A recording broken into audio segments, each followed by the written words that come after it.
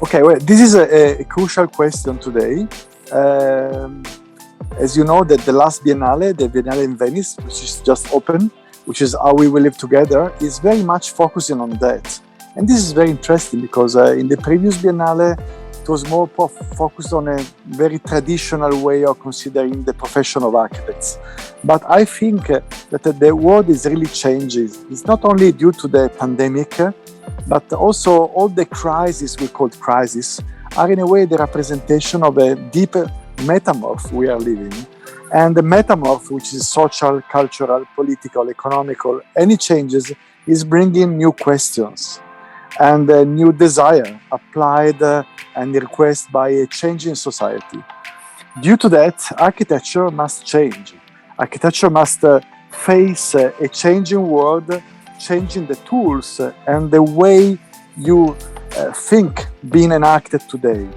For this reason, the practice of architecture, the way of doing architecture today, mostly in the emerging generation, is changing due to the fact that the world is changing around us.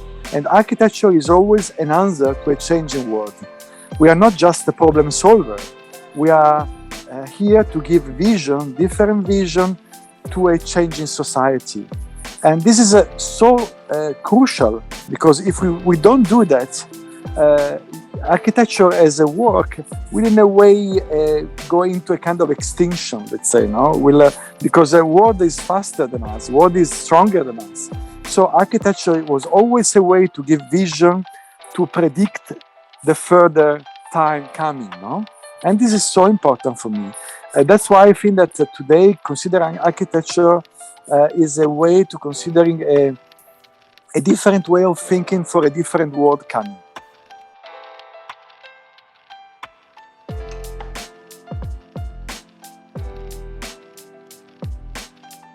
GEMSS'21, I think it's a further step.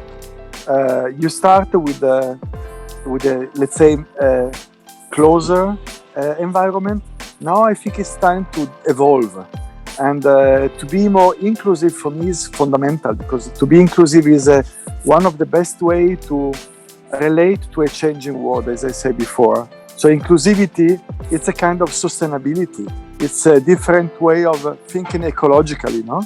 Inclusivity means that you are able to include realities of design and designer that are changing also the traditional tools of making architecture. Today, the borders are very different, are very softer, are very, let's say, like a fog, you know? The distinction between being an architect, a designer, an artist, a set designer, an urbanist, a landscape designer, it's so different from only a few years ago. And a lot of the younger emerging practice are developing different tools in relation to a changing, evolving situation of the practice itself. No? So I think to be inclusive means considering also the, let's say, not fixed professional system that are for me the most promising because is on the border, is in the blurred area, you can find the most promising situation. So to be inclusive is fundamental, and to be international is basic to me because we are, even though in the last year of pandemic, it seems that our world is getting smaller, we are still in a globalized situation. So it's impossible to close the border. It's impossible to close the limits. It's very important to see how architecture is evolving, considering the international scene as well, a Turkish one. Turkey is inside a wider world, no? So I think it's very important for a situation like GEMSS to consider the whole world as the only stage to feel the rhythm of life changing.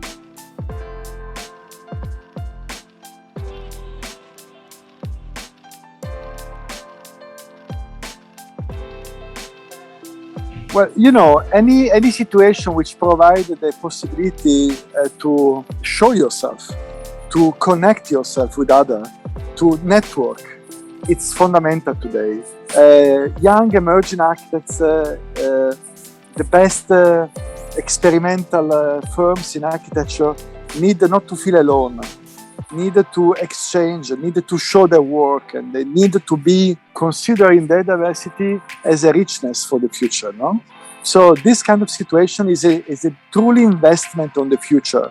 And I see GEMSS from this point of view, no? As a way to feel optimistic towards the future and to give a stage to the best architects to show their work, to show their experiment, to show their crazy ideas. No, we need visions. We need outstanding vision. We need displacing vision. We don't need boring, normative, and traditional architectural vision, because the world is changing. It's asking for something completely different.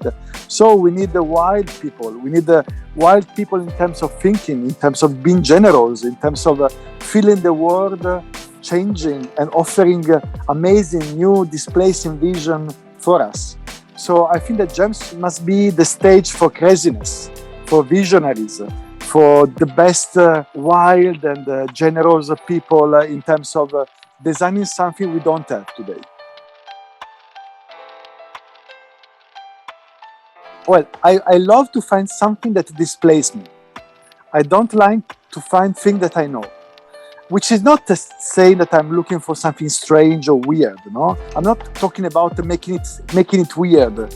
I'm talking about having a completely different idea in relation to the world. So I'm looking for displacing visions. I'm looking for things that stop me, will make me feel uncomfortable, because this will show me that there is something that need to be understand more. No? So any good idea that has the capability to slow myself, it's fantastic, because it means that it gives my attention, it takes my attention.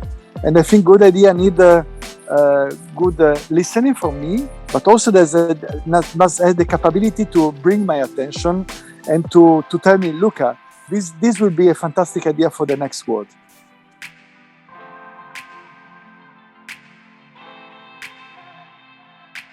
Be simple and clear, be humble and crazy. I mean, to explain a good new idea, you don't need 1,000 words and 1,000 drawings. I prefer to have a few clear ideas that enter in my eyes, instead of having 1,000 things that are just a labyrinth of my mind.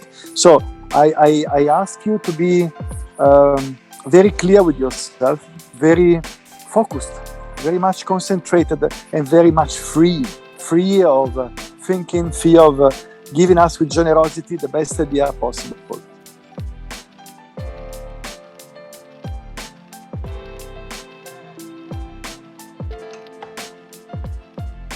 I was lucky enough to spend a lot of my recent years of my time in Turkey and to connect a lot with the different generation of architects and artists and set designer and graphic, which gives to me a lot of energy, because Turkey is a vibrant country. Istanbul is an amazing city with a lot of vibe and a lot of willing to express yourself. At the same time, in all over the world, not only Europe, but in a lot of other countries which are different and far from the traditional Western countries, if you have the ability to listen and to search for a new generation of architects, you can find an amazing generational situation. Because this new generation is listening a changing world, so they are representing this desire of changing. No?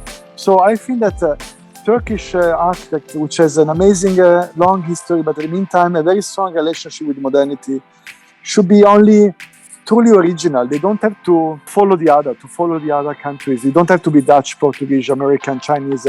You must be Turkish. In the meantime, you must realize that the Turkishness is a richness for the world, as well for the others. So, I mean, so you bring your story, and each of us is, in a way, jeopardized by the other, no? Because we are living in a fully embedded world. So it's not a matter of identity, of nationalism. It's a matter of feeling the world as part of yourself.